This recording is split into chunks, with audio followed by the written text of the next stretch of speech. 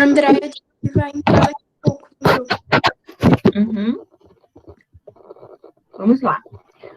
Organização administrativa, pessoal. O que é essa organização administrativa?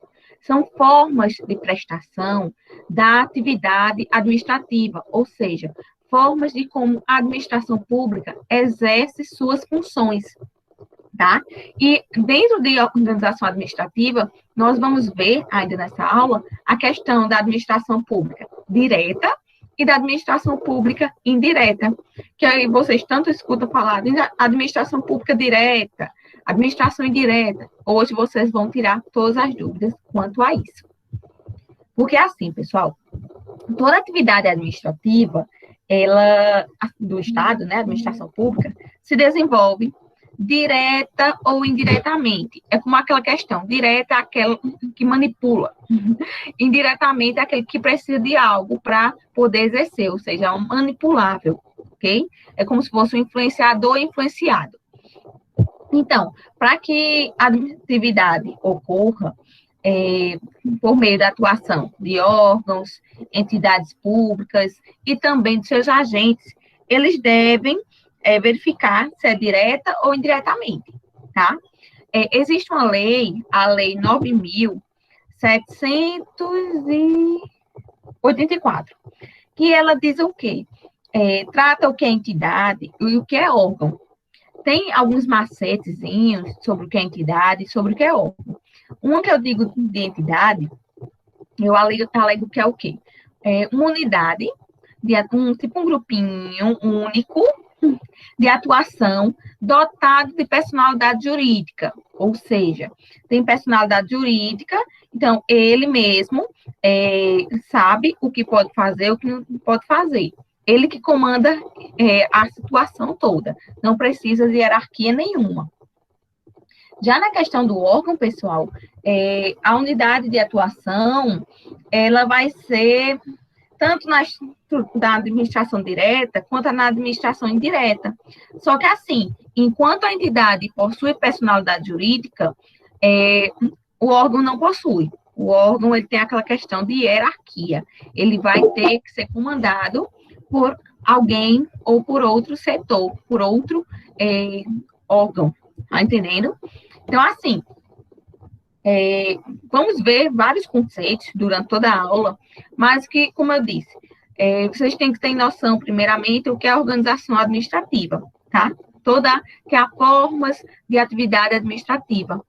E essa organização administrativa, como está no slide, diz que é o capítulo do direito administrativo que estuda a estrutura interna, ou seja, a estrutura da administração pública interna, os órgãos e pessoas jurídicas que as compõem, tá?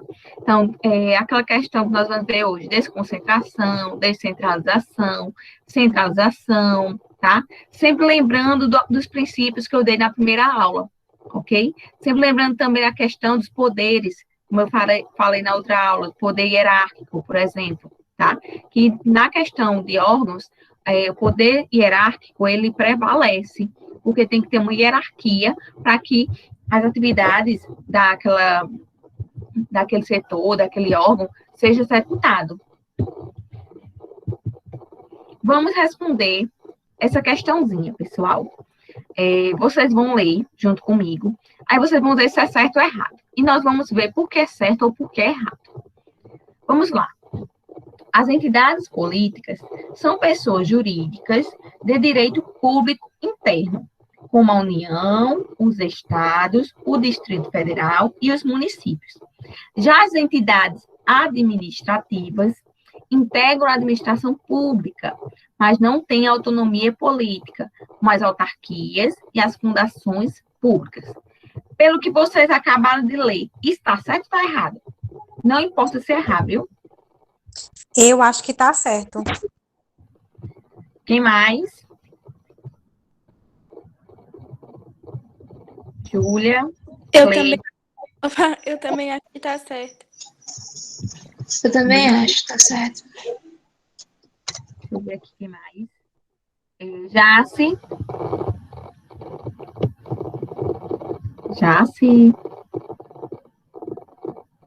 Eu acho que já só deixou ligado e saiu, gente. Mas lembrando, viu, que isso aí vale para nota, sempre que eu pergunto a vocês. Então, vamos lá, pessoal. Vamos dividir por partes. As entidades políticas são pessoas jurídicas de direito público interno. Quem vão ser as entidades políticas? As entidades políticas também vão ser chamadas de entidades federativas, que podem ser União, Estados, município e Distrito Federal, ok? Então, as entidades políticas são pessoas de direito público interno, ou seja, direito público interno é aquele direito que rege os interesses do Estado, tá? Do Estado e da sociedade, mas que o Estado prevalece, o bem coletivo vai prevalecer. Então, as entidades políticas são pessoas jurídicas de direito público interno, como a União, os Estados, o Distrito Federal e os municípios, ok? Até aí tá certo, pessoal. Já as entidades administrativas integram a administração pública, mas não têm autonomia política, como as autarquias e as fundações públicas.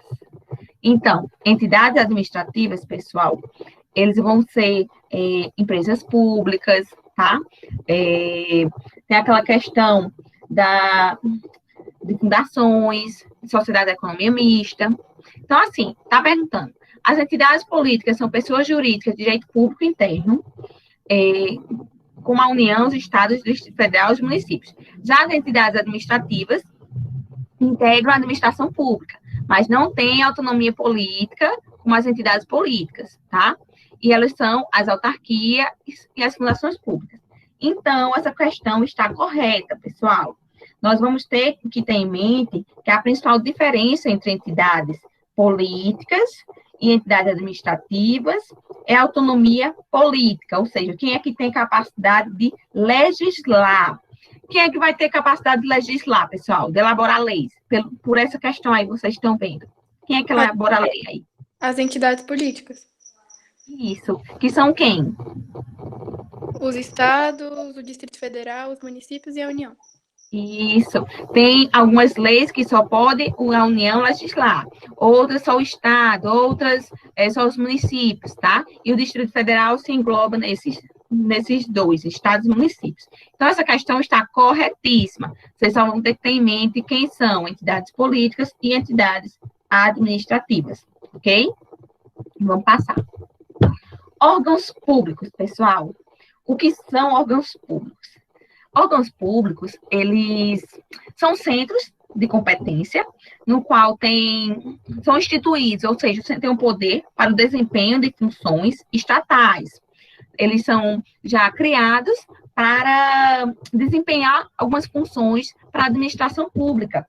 São unidades de ação com atribuições específicas, tem que ter uma atribuição específica, como função específica para instituir ele. Quando eu falar instituir, eu estou falando em criar ele, tá? Criar esse órgão, no qual o Estado é uma pessoa jurídica, então ele que vai comandar os órgãos, tá? Que os órgãos não têm personalidade jurídica própria, ele é comandado pelo Estado. Se for algum público assim municipal, você é comandado pelo município, tá? Então, isso aí, ele não tem personalidade jurídica própria. E assim, como eu coloco aqui, são unidades abstratas que sintetizam vários círculos de atribuições do Estado. Ou seja, diferente das pessoas físicas, as pessoas jurídicas não possuem vontade própria, né? Eles vão precisar de alguém para atuar em seu nome. No caso do Estado, esse alguém que vai atuar em seu nome são as pessoas físicas que integram seus órgãos, ou seja, os agentes públicos que vão tomar a frente, tá? Então, cada órgão público vai ter que ter os agentes. Eu já falei que eu vou falar ainda com vocês nas outras aulas sobre agentes públicos, que nós temos agentes públicos, servidores militares, servidores estatais, agentes honoríficos, ou seja, um mesário, por exemplo, ele não recebe para estar trabalhando para o Estado, para a administração pública, mas ele está servindo como cidadão. Vamos dizer aqui Agente político, o nome você remete às eleições, mas não é eleições. Por exemplo, um diplomata, um juiz, um promotor, eles são agentes políticos, ok? Então, assim, nos órgãos públicos não existe relações entre os órgãos, nem entre eles e outras pessoas. Eles têm aquela questão de que não podem ser sujeitos de direitos e obrigações, mas tem que ter uma hierarquia, tá? Eles são comandados pelo Estado, ok? Por uma entidade política. Tem aquela questão que eles podem ser simples ou unitários, que nós vamos ver aqui na frente. Então, assim, nos vínculos entre Estado e outras pessoas, os que se relacionam são, de um lado, o próprio Estado, que vão atuar por via dos agentes dos órgãos, ou seja, as pessoas que vão trabalhar nesse órgão, e de outro, a pessoa que é contraparte no liame jurídico travado, ou seja, quando tiver um embate, vai ter a pessoa representando o Estado, representando aquele órgão, e a outra pessoa que pode ser uma pessoa jurídica, pode ser uma pessoa física, ok? Mas que vai ter um embate, uma relação jurídica entre eles dois. Quanto à estrutura dos órgãos públicos, pessoal, pode ser simples e composto. Os simples também levam o nome de órgãos unitários. Por quê? São aqueles que não possuem subdivisões, ou seja, não tem várias divisões em sua estrutura interna. Aquelas que vão desempenhar atribuições de forma concentrada, que pode ser composto por mais de um agente à frente, tá? Eles são simples, mas que pode ter mais de um agente à frente. Tem também a questão que não são assim, não existem outros órgãos abaixo dele, tá? E na questão do composto, é aquela questão de qual há divisões. Tem uma estrutura no qual são diversos órgãos menores, que têm uma subordinação hierárquica, ou seja, eles são comandados por um órgão maior, isso como resultado de uma desconcentração, que nós vamos ver ainda nessa aula. Por exemplo, pessoal, o Ministério da Fazenda, ele é integrado por vários órgãos, né? Dentre os quais a Secretaria da Receita Federal, no qual ela vai se subdividir em órgãos como as superintendências regionais, depois torna-se uma delegacia, tá? Aquela questão. Temos ali em Guarabira, ela é uma subdivisão. A Receita Federal de Campinas também é uma subdivisão, tá entendendo? Então, isso aí está falando da estrutura do órgão público composto, no qual são constituídos por diversos órgãos menores, mas que tem uma hierarquia perante um órgão maior. Estão entendendo isso ou não? Se não estiver, é só falar, viu? Já quanto às funções que exercem, pessoal, eu grifei em vermelho e tem preto. Por quê? Nesses vermelhos, eles fazem parte de um rol só, mas são divididos, tá? Mas se vocês lerem em algum lugar assim, funções ativas de controle ou consultivos, é porque tem doutrinadores que juntam eles em um só rol. Já outros não, preferem dividir funções ativas, de controle, consultivas, verificadores e contenciosos, no qual eu vou falar agora cada por um só, tá? Mas lembrando, como eu repeti, que esses três primeiros, eles têm como função primordial o desenvolvimento de uma administração, tá? Ativa, participativa, de uma atividade consultiva ou de controle sobre outros órgãos. Mas vamos ver aqui. Os órgãos ativos, pessoal, são aqueles que expressam decisões estatais, ou seja, decisões do Estado, para o cumprimento dos fins públicos. Ou seja, os órgãos ativos eles vão executar os serviços conforme a lei. Por exemplo, um PRF, né? Eles fazem o quê? Esse órgão que tem da PRF, a questão das rodovias, vão fiscalizar. Eles vão fazer o quê? Vão cumprir a lei, conforme a execução, né, devida, que está lá na lei, perante o judiciário, perante a administração pública, mas sempre priorizando a execução do serviço administrativo, ou seja, se eles estão ali na questão do...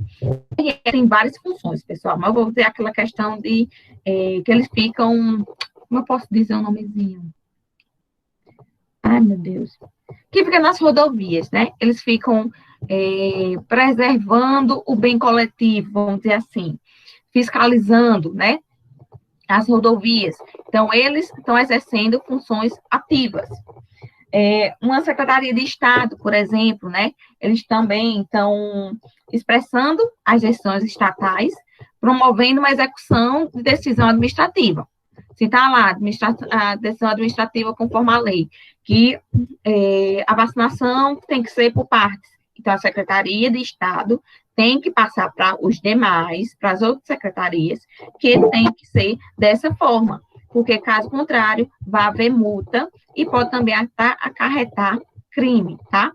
Então, isso aí é aquela questão de funções ativas.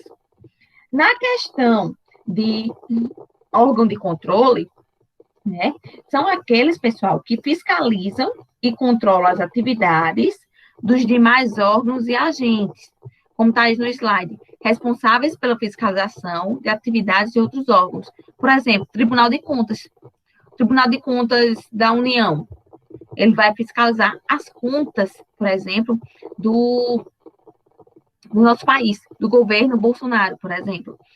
Na questão do TCE, Tribunal de Contas do Estado, ele vai fiscalizar a questão também, vamos dizer assim um exemplo, do município de Remígio, como é que está sendo gasto, como é que o dinheiro público está sendo, como posso dizer assim, aplicado, tá? Então, eles são responsáveis pela fiscalização das atividades de outros órgãos, tá? Não só de outras pessoas, mas sim de outros órgãos. Temos também funções que exercem os órgãos consultivos. Já os órgãos consultivos, eles são aqueles que aconselham os órgãos ativos através de pareceres. Eles trabalham com atividade de assessoria e aconselhamento, tá? Eles vão sempre emitir pareceres, vão responder consultas, mas sempre andando junto com os ativos. Eles vão aconselhar os órgãos ativos que estão promovendo a execução, tá? Então, mas sempre emitindo pareceres. Então, isso aí é, por exemplo, o Ministério da Transparência. O Ministério da Transparência, ele emite um parecer, por exemplo, tem que deixar claro como está sendo aplicado o dinheiro que está indo para tal órgão. Então, isso aí, ele vai emitir parecer, vai ter uma assessoria, vai aconselhar, vai responder consultas públicas, tá? Consultas do cidadão, consultas de pessoas jurídicas. E nós temos também os órgãos, como eu posso dizer aqui, órgãos contenciosos, não, verificadores primeiro. São responsáveis, né? São os encarregados pela elaboração de perícias, ou conferência, vão conferir situações fáticas, situações de fato, ou situações juridicamente faladas.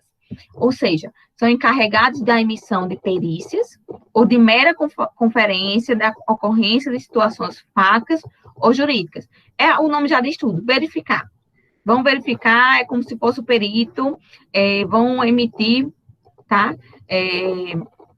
Vão conferir se está ok, vão elaborar, pronto, verificando. Já os órgãos contenciosos são aqueles imparciais, tá? Eles vão julgar situações controversas. Eles sempre vão ser imparciais porque eles têm que dar um julgamento de situações controversas, no qual uns alegam que é direito, outros dizem que não é direito. Por exemplo, como tribunais de imposto e taxas. Dos órgãos. Então, eles vão ver se é correto, se não é, mas sempre de forma imparcial. Competências públicas, pessoal, são os deveres, poderes, né?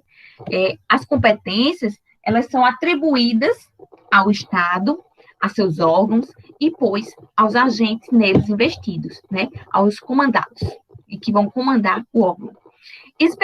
Especificamente, né, bem esclarecidamente, para que possam atender a certas finalidades públicas consagradas em lei, ou seja, que estão em lei. Isto é, para que possam cumprir o dever legal de suprir, né, interesses concebidos em proveito da coletividade. Deixa eu só aceitar aqui. Ou seja, essas competências, elas vêm para poder que os deveres e os poderes, né, juntos, têm que existir.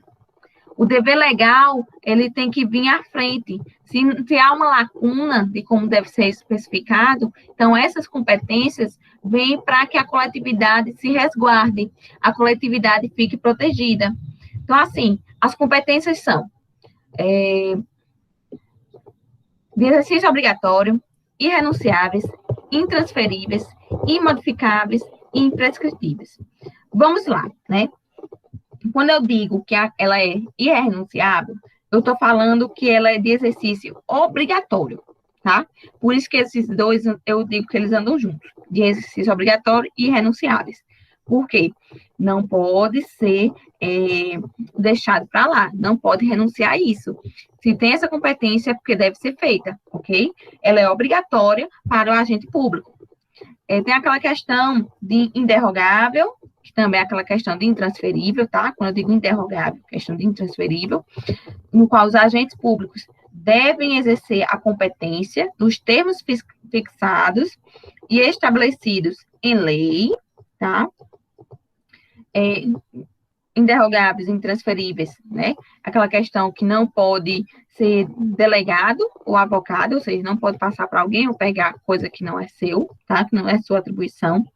Imprescritível, no qual a determinada competência não prescreve em virtude de um tempo, tá?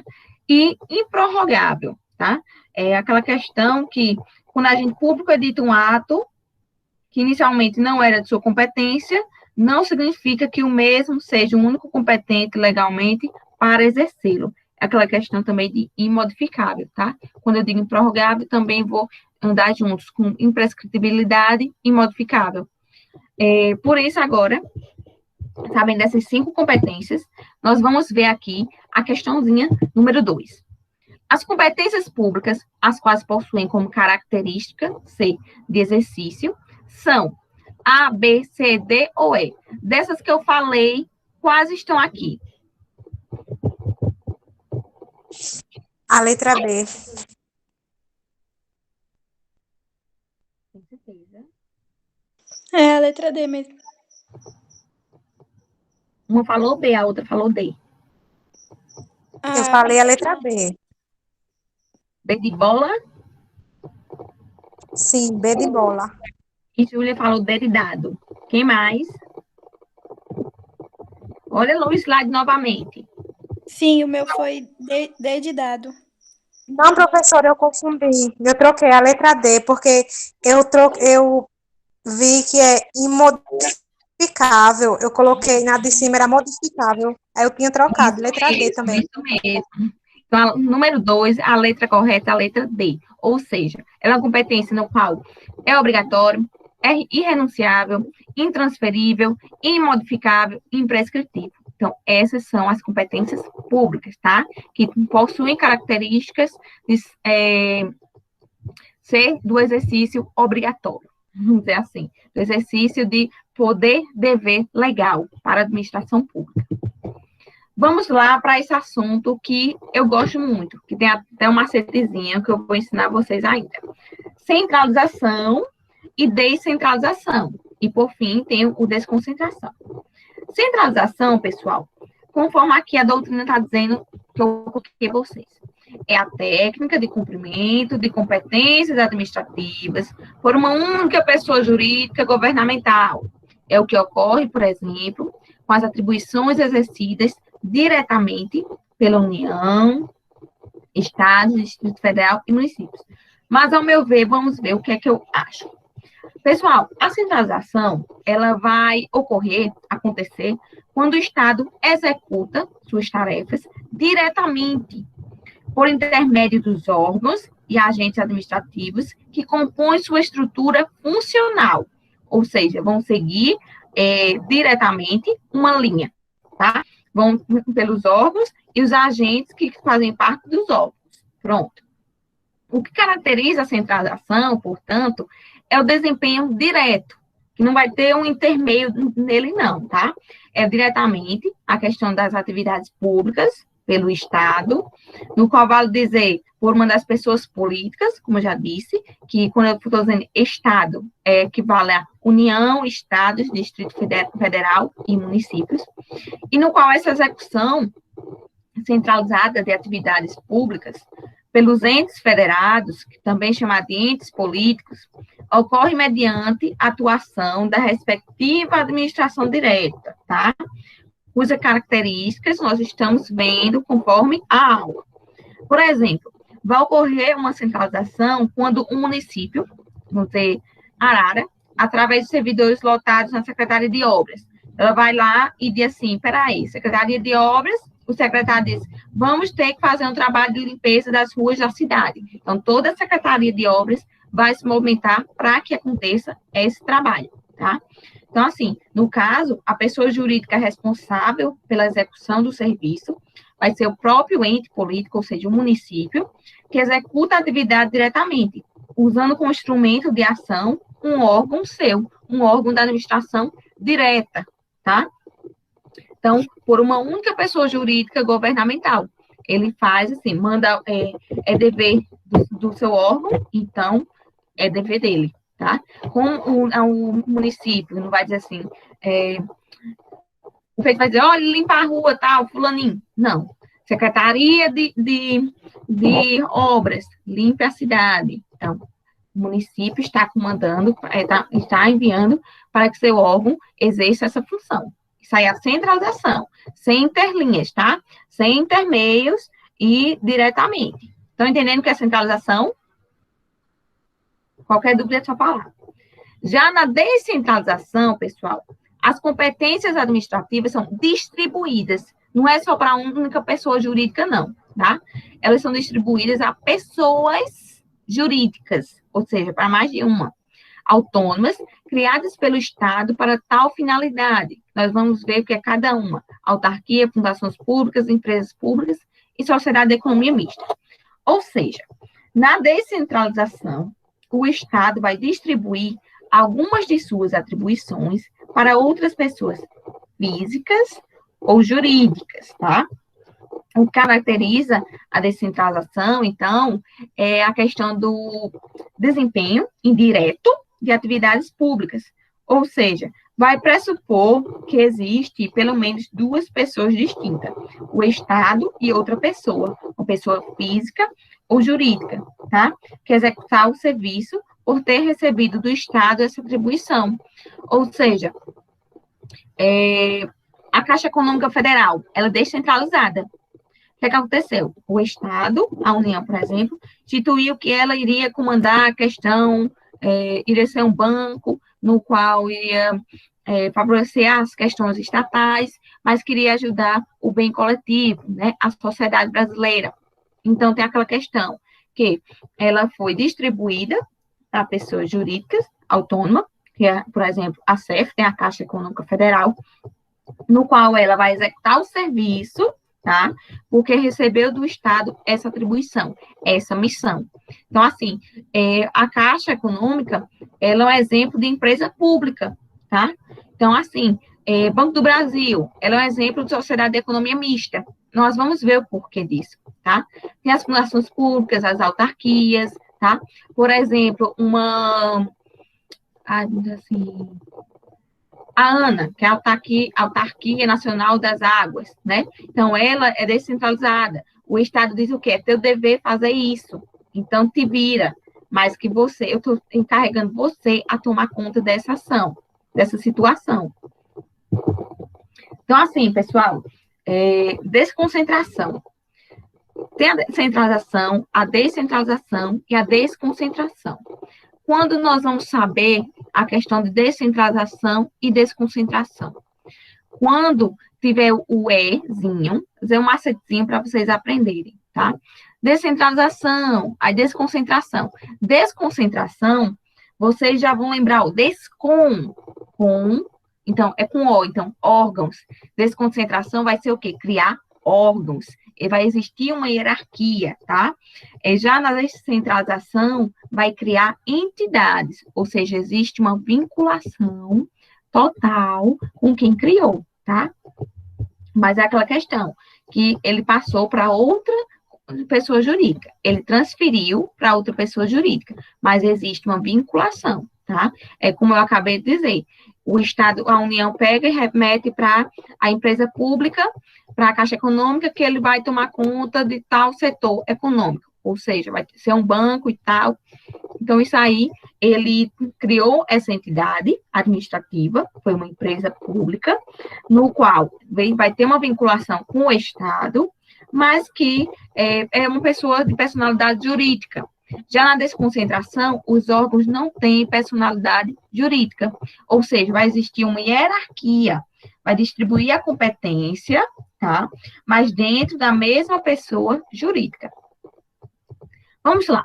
Desconcentração. Uma distribuição interna de plexos de competências decisórias agrupadas em unidades individualizadas. Na desconcentração, as atribuições são repartidas entre órgãos públicos pertencentes a uma única pessoa jurídica, mantendo a vinculação hierárquica. Resumindo, quando o Estado, pessoal, ele vai se organizar mediante uma desconcentração, a entidade se desmembra em órgãos, tá? Existe uma entidade no qual vai se desmembrar em órgãos, tá? Para melhorar a sua organização estrutural. Ele vai existir vários órgãos, mas com o intuito de melhorar a organização interna da administração. Vai ser uma distribuição de competências, ou seja, uma distribuição, organização de competências dentro da mesma pessoa jurídica, tá? Por exemplo, o Ministério da União, ele vai se dividir para secretarias estaduais e municipais, para as delegacias, subprefeituras, e assim vai, ok? É aquela questão também de saúde. Começa com o Ministério da Saúde, depois secretarias estaduais, municipais, os polos médicos, né? Tornam-se também como se fossem as subprefeituras, e assim por diante. Então, assim, o resultado, pessoal, dessa desconcentração é a criação de diferentes órgãos que, como visto, são unidades administrativas que não têm personalidade jurídica. Lembrando, ela não tem personalidade jurídica, ou seja, ela não, se você for colocar, aquele órgão cometeu isso. Não, você vai colocar contra quem? Se é uma secretaria municipal de saúde, vai ser contra o município. Você não vai colocar contra a Secretaria de Saúde do município, não. Vou colocar uma ação, vai ser contra o município, tá? Então, assim, diferente da descentralização, no qual as atividades são transferidas para outras pessoas jurídicas, na desconcentração, vai ter apenas uma pessoa jurídica, a qual ela distribuiu entre várias unidades de competência, ou seja, vai ter o poderoso chefão, que é como eu falei agora, questão de quem instituiu aquela divisão, foi o município, então vai ser o município, foi a União, então vai ser a União, tá? Então, assim, vai existir uma hierarquia, como eu falei, tá? É um vínculo de autoridade dentro do órgão, dentro daquela pessoa jurídica, que vai unir órgãos e agentes públicos através de escalões sucessivos, numa relação de autoridade superior a inferior, de hierárquica a subalterna, tá? Lembrem disso. Na desconcentração vai ter hierarquia. Já na descentralização não tem. Já tem um tipo certo de controle, no qual vai designar o poder que a administração central tem de influir sobre a pessoa descentralizada. O que é que a administração quer daquela pessoa jurídica descentralizada? Os poderes do hierarca, vamos dizer assim, são presumidos. Já os do controlador só existem quando previsto em lei e se manifestam apenas em relação aos atos nela indicados, tá? A questão como posso dizer assim, do hierárquico, no poder hierárquico dos órgãos, são presumidos por acontecer, mas não tem aquela não vai acontecer, mas se acontecer, siga essa lei tal. Já na questão do controlador, ele vai existir apenas os poderes que tem lei, tá? Vai se manifestar apenas ao que está lá indicado. Se estiver naquele rol, aí sim, mas se não estiver naquele rol, vamos dizer assim, vai passar batido. Eu tenho esse quadrozinho aqui, que é para melhor entendimento da gente, pessoal. O que é que acontece na desconcentração e na descentralização? É um quadro comparativo para vocês lembrarem. Como eu falei, na desconcentração vai ter competências atribuídas a órgãos públicos, mas que não têm personalidade jurídica própria. Na descentralização, as competências são atribuídas a entidades com personalidade jurídica autônoma, ou seja, personalidade jurídica própria. Lembrando, quem são as entidades que vão ser descentralizadas? Vão ser autarquias, empresas públicas, sociedade de economia mista e fundações públicas, tá? Desconcentração, ele já vai dar um macete. São órgãos, não são entidades, ok? Na desconcentração, o conjunto de órgãos vão formar a chamada administração pública direta ou centralizada, tá? Porque vai ter uma hierarquia. Já na descentralização, o conjunto de entidades administrativas vão ser chamadas de administração pública indireta ou descentralizada. Na desconcentração, os órgãos não podem ser acionados diretamente perante o Poder Judiciário, tá? Como eu falei, com exceção de alguns órgãos dotados de capacidade processual especial. Por exemplo, alguns, tá? Alguns separados.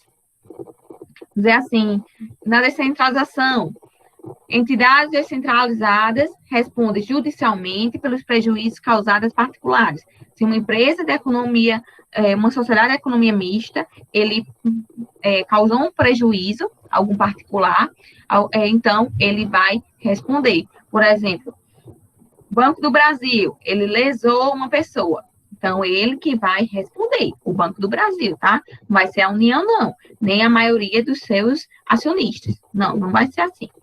Exemplos de órgãos, né? Que fazem parte da desconcentração. Ministérios, secretarias, delegacias de polícia, delegacias de Receita Federal, tribunais e Casa Legislativa. Já exemplos de entidades, né?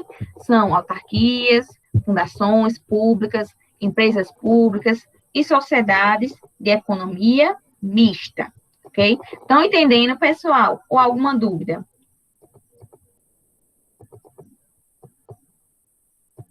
Pessoal? Tá tranquilo. Pronto, vamos lá. Entendi. Vamos responder essa questãozinha aí, pessoal. A criação, por uma universidade federal, de um departamento específico para cursos de pós-graduação é exemplo de descentralização. Ou seja, uma universidade vai criar um departamento específico. Se essa universidade criar um departamento específico, vai ser um exemplo de descentralização ou de desconcentração, pessoal? Vejam aí. Eu acho que é desconcentração, porque o departamento não vai poder ter a personalidade jurídica autônoma, né? Já que ele faz parte da Universidade Federal. Eu também acho que é desconcentração, professora. Quem mais? Também acho. Também concordo. Ai, eu fico tão feliz quando eu vejo vocês assim, atuantes e sabendo do conteúdo. Estão de parabéns, pessoal. Isso aí está correto. Porque isso aí estamos diante de um exemplo de desconcentração e não descentralização. Mas por quê? Porque a criação, pessoal, por uma universidade federal, ou seja, quem está comandando ela é a União, de um departamento específico para cursos de pós-graduação, é uma maneira de melhor distribuir internamente, tá? Competências. Então, departamento vai ser uma competência institucional, ou seja, da universidade, para melhor desempenho, aí vai dizer assim, não, vamos, departamento X, departamento Y, mas não vai ter uma personalidade jurídica própria, tá? O departamento criado, ele não vai ser vinculado hierarquicamente aos órgãos superiores da universidade, não. Quem vai comandar o departamento é a própria universidade. Então, aí, temos apenas uma pessoa jurídica, que é a Universidade Federal, né? No qual ela distribuiu internamente suas competências. Então, o exemplo que nós temos é desconcentração. Estão de parabéns. Vamos lá. Administração direta e administração indireta, meninas. E Cleiton também, né? Menino. Vamos lá. Administração direta. Professora, Oi. Kelly. Eu tô usando o e-mail do meu irmão. Sim, tá certo. É porque eu fico assim, então aí eu... Quem é? Mais tá falando o nomezinho, viu? Então, vamos lá. Tá certo. Menino. Administração direta e indireta. Na administração direta, na doutrina diz, é a que constitui, perdão, dos serviços integrados na estrutura administrativa da Presidência da República e do Ministério. Por exemplo, vamos lá diretamente. A administração direta, pessoal, vai ser um conjunto de órgãos que vão integrar, ou seja, vão fazer parte, né, as pessoas políticas do Estado, ou seja, a administração direta é um conjunto de órgãos que vão integrar União, Estado, Distrito Federal e municípios, aos quais foi atribuída a competência para o exercício de atividades administrativas de forma centralizada. Em outras palavras, na administração direta, a administração pública é, ao mesmo tempo, a titular e a executora do serviço público, tá? O que ela é titular e ela que distribui a competência. Secretaria de município, mas eu vou ter a secretaria de obra para manter a limpeza na cidade, tá? Então, assim, ela vai ser titular e executora do serviço público. O princípio da centralização, pessoal, ela é pertencente à administração direta, ok? São juntos. Então, as pessoas políticas, como eu repito, União, Estado, Distrito Federal e municípios, executam por si próprios diversas tarefas internas e externas, no qual se valem de inúmeros órgãos internos, ou seja, distribuições de competências, dotados de competência própria e específica, e que são constituídos por servidores públicos, por agentes públicos, que representam o elemento humano dos órgãos. Então, isso aí é aquela questão de que se constitui dos serviços integrados na estrutura administrativa da Presidência da República e do Ministério. A questão do Estado e suas secretarias, municípios e suas secretarias, tá? Isso é administração direta. Já da administração indireta, a doutrina diz, a que compreende as seguintes categorias de entidades dotadas de personalidade jurídica própria, que são autarquias, empresas públicas, sociedade de economia mista, fundações públicas. Mas, popularmente dizendo, a administração indireta vai ser o conjunto de pessoas jurídicas, ou seja, aquelas que são desprovidas de autonomia política, tá? Não são os entes federativos, que são vinculadas à administração direta e têm a competência para o exercício de atividades administrativas, mas de forma descentralizada, né? Elas têm uma vinculação, mas que são transferidas a competência para outros, né?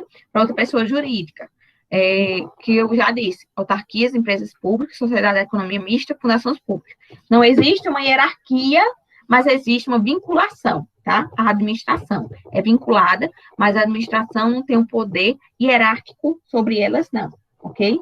Então, assim, a descentralização administrativa, pessoal, ela está diretamente relacionada à busca pela eficiência no desempenho das atividades da administração, das atividades dos entes políticos, no qual vai trazer uma ideia básica, que é a criação de uma pessoa jurídica dotada de autonomia, posso dizer assim, dotada de autonomia administrativa, dotada de autonomia gerencial, que vai gerenciar a situação, aquele órgão, aquele poder que vai ter, dotada de autonomia financeira, bem como de pessoal especializado.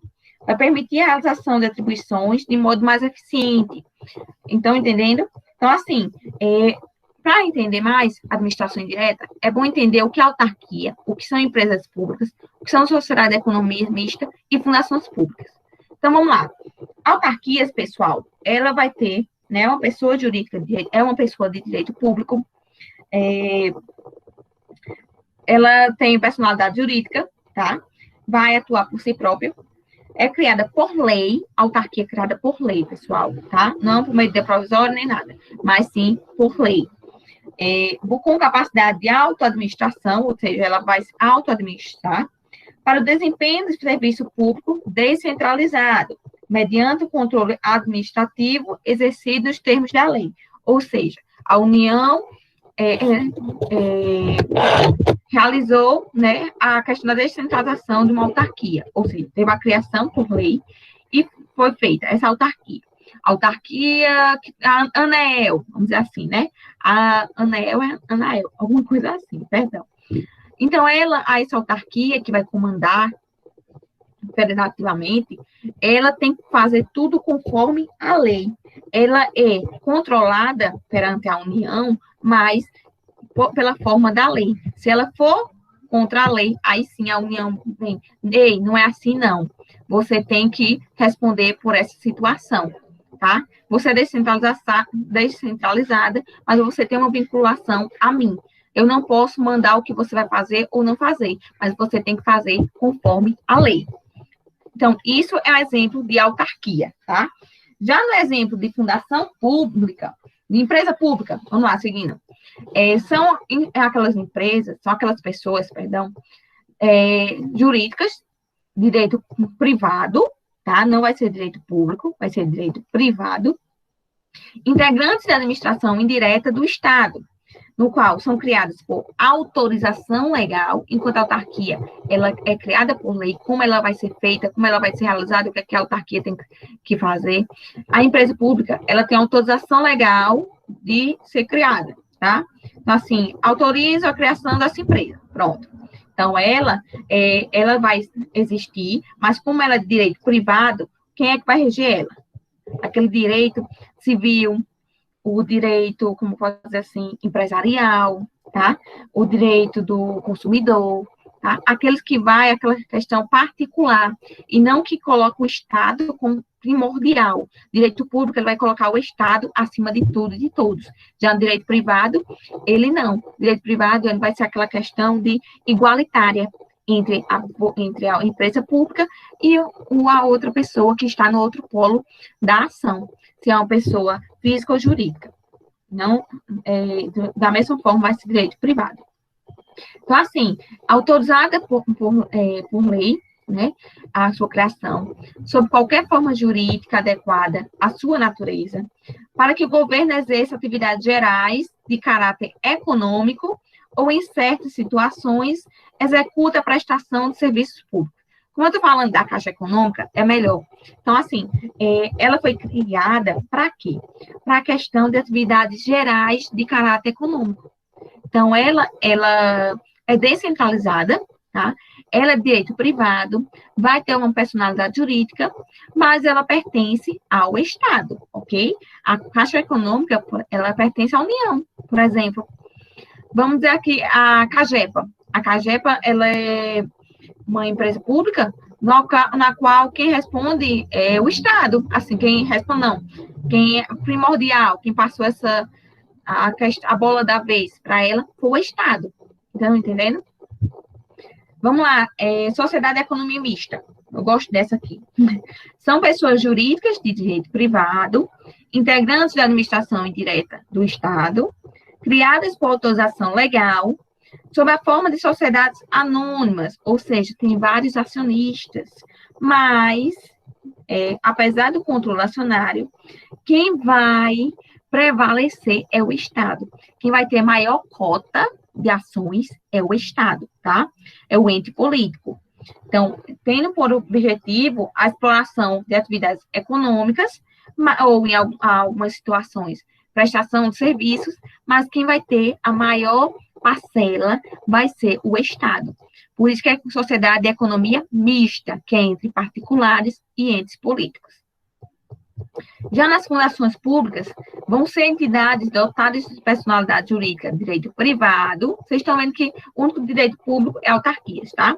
Então, assim, sem fins lucrativos nas fundações públicas, enquanto as outras são criadas por conta de caráter econômico ou de prestação de serviços, nas fundações públicas não tem fins lucrativos, tá?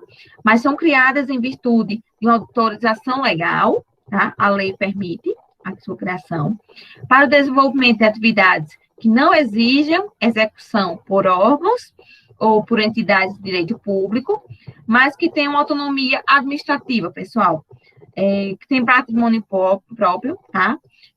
Gerido pelos respectivos órgãos de direção e funcionamento custeado por recursos da União e de outras fontes. Ou seja, essas fundações públicas, elas vão controlar seu dinheiro.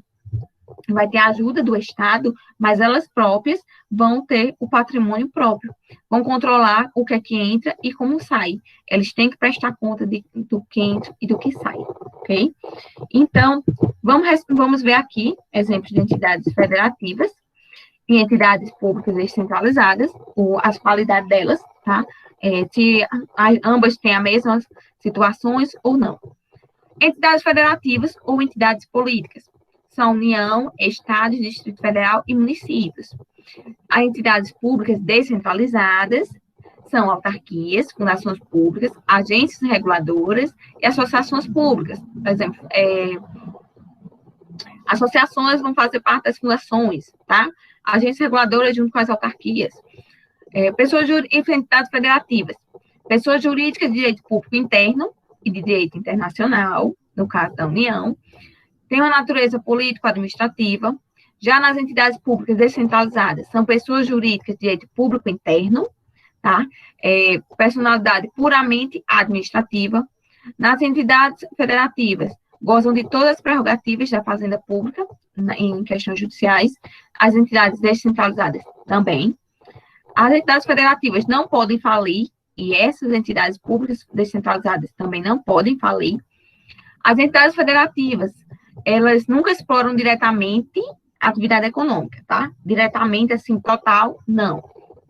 As entidades públicas, mesmo tendo, por exemplo, a Caixa Econômica, que explora a atividade econômica, mas não é diretamente, tá? O que eles incluem é que eles querem, primeiramente, o bem coletivo, e não só fins lucrativos, não querem só lucrar, não. Mesmo que nós sabemos que, na realidade, é diferente, mas na doutrina e na lei diz isso, que nunca exploram diretamente a atividade econômica, tá?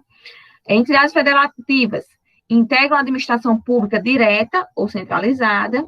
Já nas entidades públicas, integram a administração pública indireta ou descentralizada. Nas entidades federativas, agem funções legislativas, executivas e jurisdicionais. Das entidades públicas, fazem parte somente funções administrativas. Nas entidades federativas, são multicompetenciais e possuem imunidade a todos os impostos entre eles. Já nas entidades públicas, são especializadas em apenas um setor de ação, cada ente é apenas um setor, tá? Já na questão de imunidade, são imunes a imposto sobre patrimônio, renda e serviços vinculados às suas finalidades essenciais. Por exemplo, o IPTU de um imóvel que tem uma fundação pública, ela está imune, tá? Aquela questão de uma empresa pública, então está imune, mas só no que se tratar patrimônio, renda e serviços vinculados às atividades essenciais dessa entidade. Então, entidades federativas são criadas pela Constituição da República, não podem ser extintas na ordem jurídica atual, tá? Podem celebrar convênios e consórcios públicos, fazer parcerias, por exemplo, uma parceria do governo do estado com uma clínica particular, por exemplo, ou se não, fazer entre eles, entre município e estado, entre estado do Rio Grande do Norte e estado estado de Pernambuco.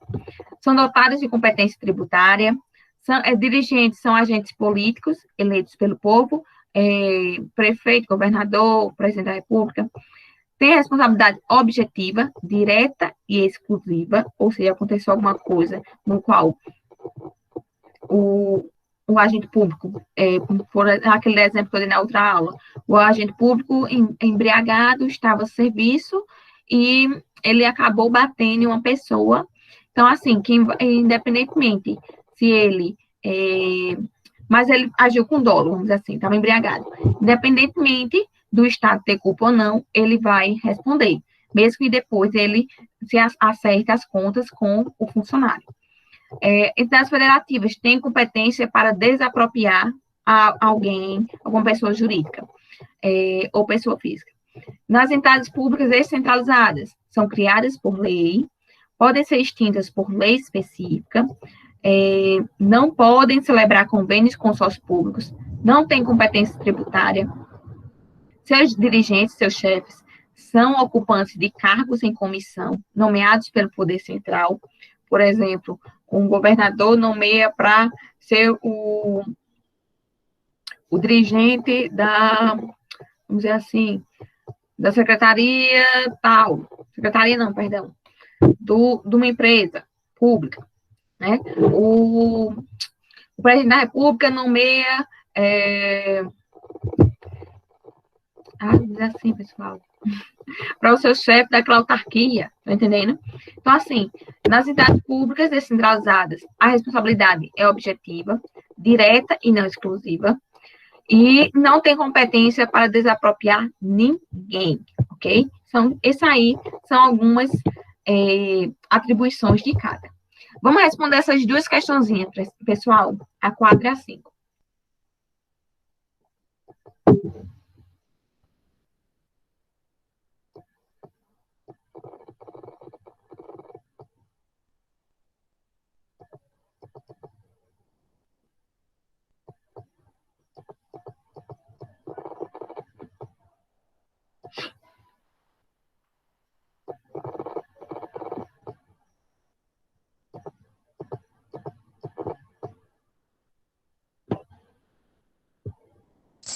Professora, eu acho que esse número 4 está errada. Vamos ver agora, pessoal. Vocês querem responder as duas e depois a gente debater ou uma de cada? Eu acho que está errada, porque isso aí é descentralização. Porque não é física e jurídica. É uma mesma pessoa, é dentro da estrutura de uma mesma pessoa jurídica, né? Falando, tá bem baixinho. É Joyce. Então, mas tá bem baixinho. Tu tá me escutando direitinho? Estou. Eu tô tipo um eco agora também.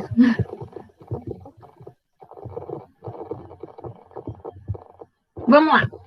4. Considera-se desconcentração a transferência pela administração da atividade administrativa para outra pessoa, física ou jurídica, integrante do aparelho estatal. Vamos lá. Houve uma transferência, tá? Da competência. Então, a desconcentração, eu sempre disse, é a questão de transferência ou que há uma hierarquia? A colega de vocês está correta quando ela diz que essa questão está errada porque está tratando aí de descentralização?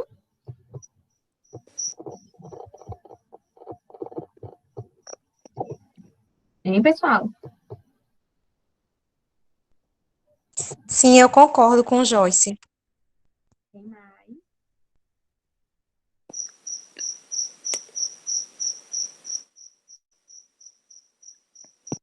Vamos lá.